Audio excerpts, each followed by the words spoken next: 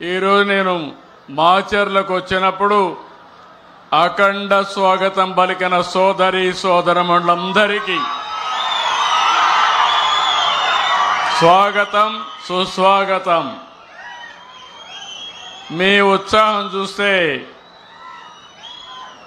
ఎప్పుడూ ఉత్సాహంగా ఉంటారు, కానీ ఈరోజు మాచర్లకు స్వతంత్రం వచ్చింది. అందరూ కూడా మీ ముఖాల్లో ఆనందం కనపడుస్తూ ఉంది.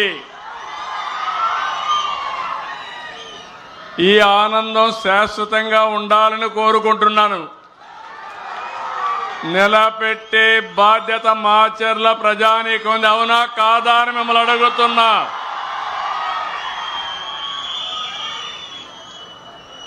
ఎనభై 84 నుంచి చూస్తున్నాను.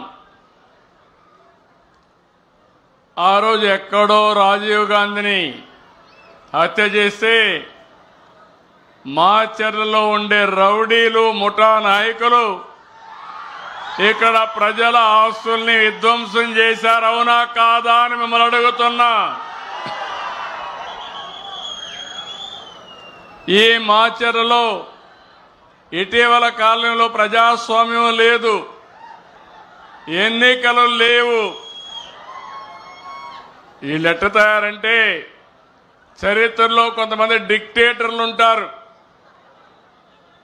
వారికి ఏ గతి అయిందో ఇక్కడ కూడా మీ ప్రవర్తన మార్చుకోకపోతే మిమ్మల్ని ప్రజాస్వామ్యం క్షమించదని మరొక్కసారి హెచ్చరిస్తున్నా.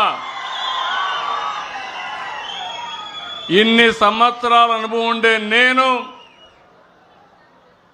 ఆత్మకూరులో బాధితులు తీసుకురావాలంటే